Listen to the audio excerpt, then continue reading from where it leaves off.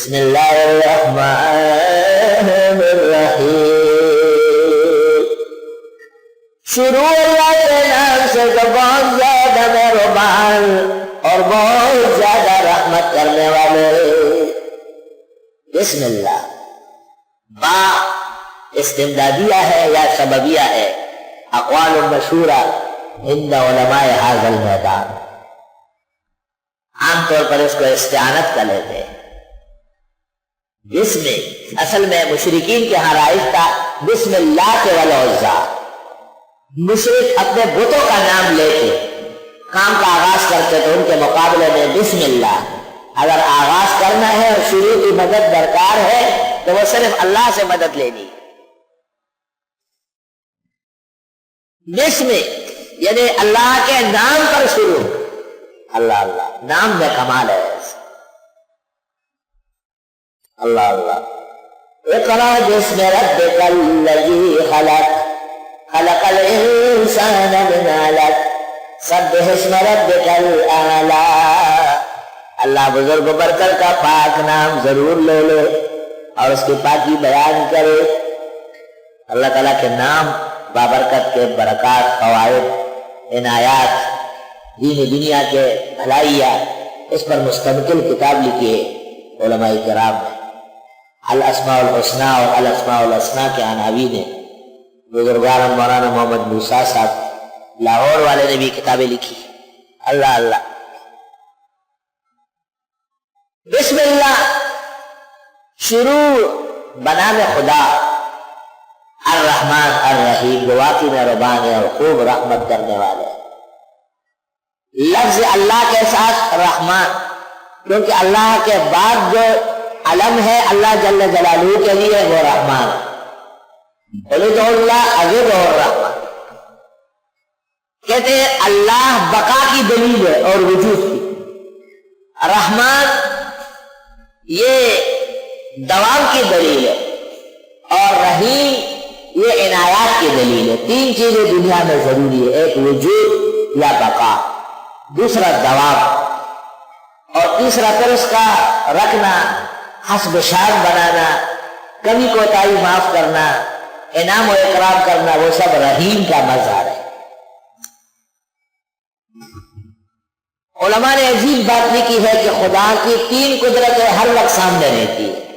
ایک ہم نہیں تھے اور ہم کو وجود دیا، پیدا ہوا، پھر اب تک باقی رکھا، پھر آگے بھی جو کچھ ہمارے مسائل اور امور ہے صرف اللہ کے ہاتھ میں ہے، اس کی قدرت عالیہ کو دست نظر ہے۔ بسم اللہ الرحمن الرحیم۔ بسم اللہ مختلف الشؤون ہے، مثلا لفظ بسم اللہ بھی کافی ہے۔ ابن الحاج مالکی کی المدخل میں یہ رائے ہے کہ کھانا شروع کرتے وقت بسم اللہ ہی کافی ہے، بسم اللہ۔ پھر بعض امور کے کلمات ابتدائیہ وہ بسم اللہ کے قائم مقام ہے، جیسے نماز شروع کرتے وقت اللہ اکبر، یہ افتتاح کا بسم اللہ ہے۔ ذبح کرتے وقت بسم اللہ ہے، اللہ اکبر، یہ اس کا کلمہ ہے، تسمیہ ہے۔ کپڑا نیا پہنتے وقت الحمدللہ الذی کسانی ھذا من غیر حول منی ولا قوہ۔ سوتے وقت بسم کا اموت و احیا، جاگتے وقت الحمدللہ الذی احیانا بعد ما اماتنا والیہ النشور۔ مسجد داخل ہوتے وقت اللہم افتح لی ابواب رحمتک، نکلتے وقت اللہم انی اسألک من فضلک۔ گھر داخل ہوتے وقت یا نکلتے وقت بسم اللہ دخلت و بسم اللہ خرجت و علی اللہ توکلت۔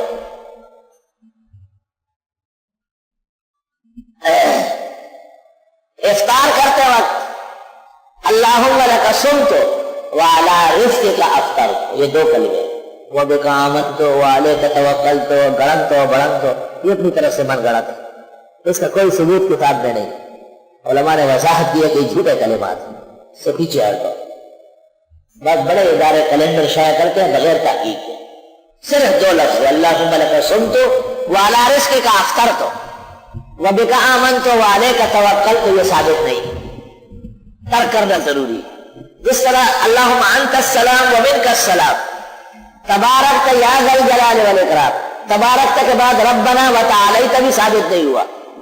حینا بالسلام و ادخلنا دار السلام، ملا علی قاری مرقات شرح مشکات میں لکھتے ہیں مکذوبۃ و مجعولۃ، بالکل جھوٹ، میرے من گڑت کلمات، امامان لگے ہوئے امامان جاہلان.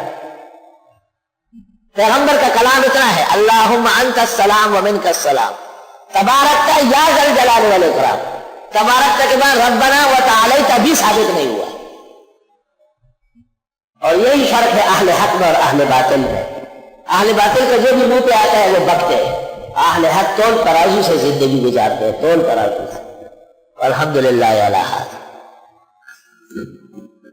اس لیے تو نماز سے پہلے جو ہاتھ باندھ لیتے ہیں وہ سمجھتے ہیں میں بڑا اچھا کام کر رہا ہوں، میں بڑا پیارا نمازی. وہ ثابت نہیں.